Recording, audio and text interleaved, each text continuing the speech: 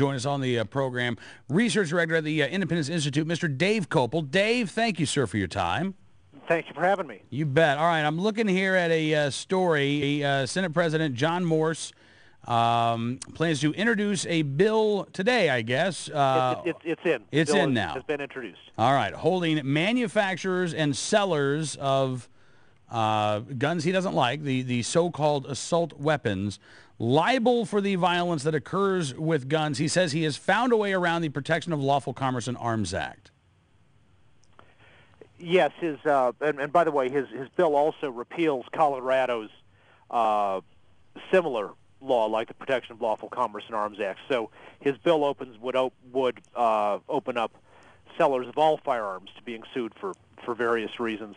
But the bill is Senate Bill 13-196, and it has a bizarre and very broad definition of assault weapon and imposes strict liability for anybody who, for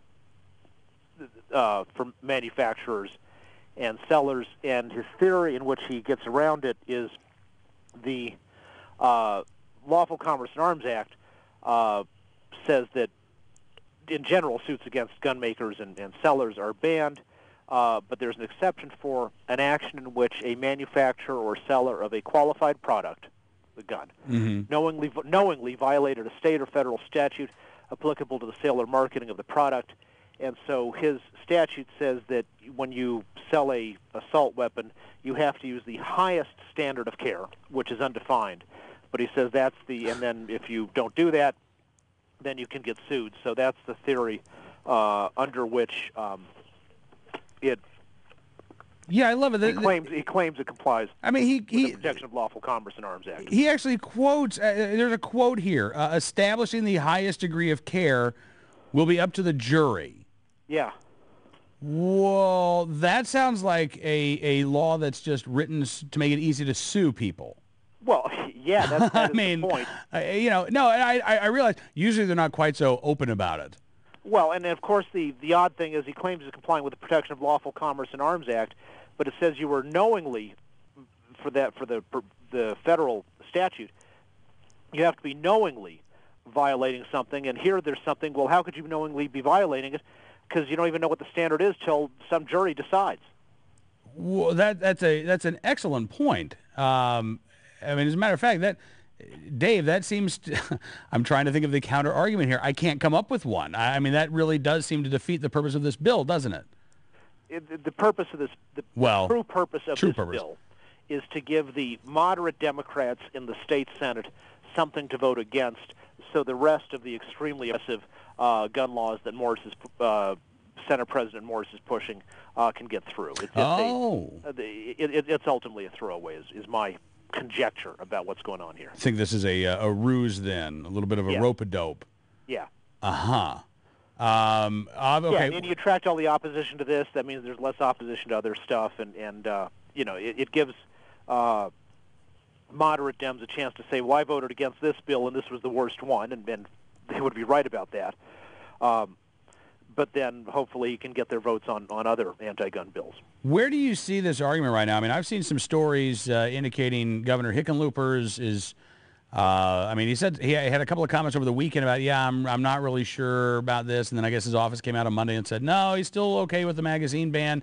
I mean, it seems like the anti-gunners who thought this was going to be a fait accompli over in the Senate and over onto the governor's side didn't realize just how ticked off Coloradans were going to get by the vote in the House.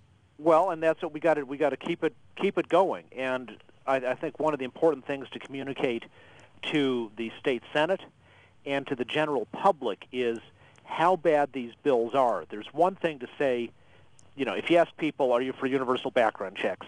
Yes, that's easy. But that's not what the bill in Colorado does. This bill, they're thinking like, two guys meet via Craigslist and they're complete strangers to each other and one sells the other a gun. Do you want a background check on that? Yes. The bill that passed the Colorado House goes vastly further than that.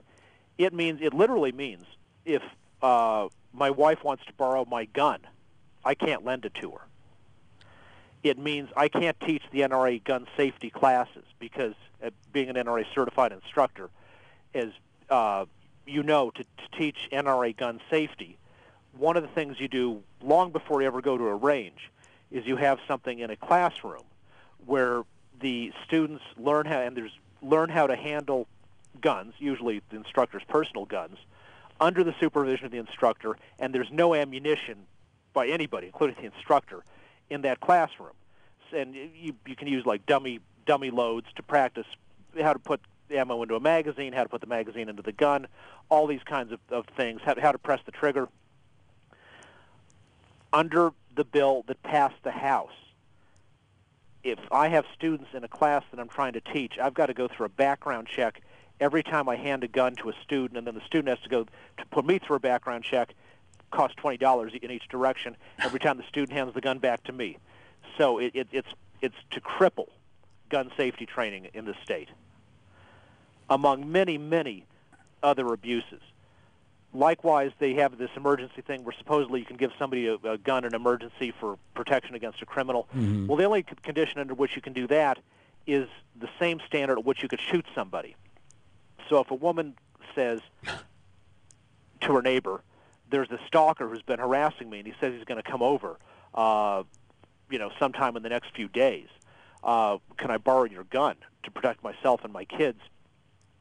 The person who has the gun, the neighbor, can only lend that gun if the threat is so dangerous that the woman would actually be justified in shooting the guy on the spot. So basically, wait until he shows up, give me a call, and I'll come over and toss the gun to you. Yeah, wait until he shows up. If some guy is harassing you by telephone and making threats, and then you happen to run into him at the mall, it doesn't mean you can pull out a gun and shoot him right there.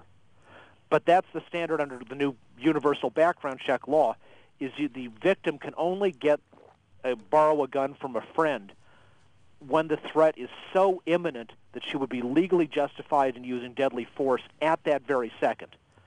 By which case, of course, it's too late to go and borrow somebody's gun. Yeah. I mean, Dave, look, this is buffoonery. I mean, is what this is. I mean, what you're describing here, you're right. This is, even if you support gun control, if you support this, I mean, you're really whacked out. These laws, it sounds like a lot of them, Dave, don't stand a chance of standing up in court. So why pass something that is going to get struck down? You're going to A, from your lips to God's ears on court.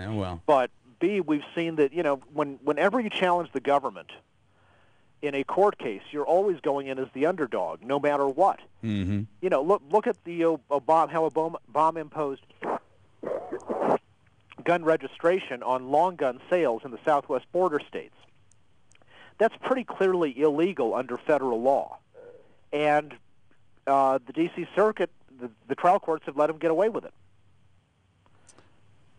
So just because a law is unconstitutional doesn't mean courts are going to throw that out. As among other people could tell you, everybody who saw suffered under these Jim Crow laws for many years were pretty flagrant violations of the 14th Amendment, but yet they stayed on the books for a very long time. Yeah, no, you're absolutely right about that. So, Dave, what's the timeline looking like for votes over on the Senate side? Do you know? Committee hearings start Monday, and they are going to be fast-tracked. The point of this is to blast these through the legislature before people find out what's in them. All right. Well, listen, Dave, I appreciate you coming on the program, sir. We'll continue to spread the word, and thank you for your time. Thanks for having me. You bet. Dave Kopel, Research Director at the Independence Institute. You Colorado gun owners, make sure that you get on the phone and you start talking to your state senators there.